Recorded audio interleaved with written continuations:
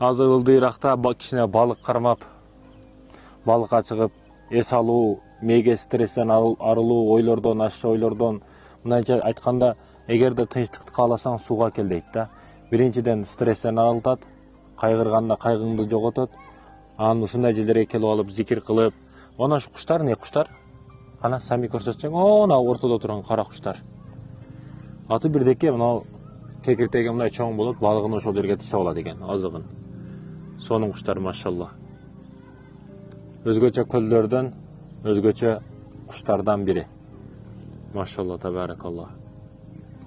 Айтор көлгө, сууга жакыныраак, дарыяга жакыныраак болгон жакшы, табиятка, жаратылышка жакыныраак болгон жакшы. Анан шаардын тыгыны, шаардын кыйынчылыгы сизди кыйнап койгондо, мындай айылга келип, же шаардан сыртка чыгып, тоолордо жүргөн, бул чындап өзгөчө нерсе. Зикир кылып отурганга нежесин ушундай жерлерде.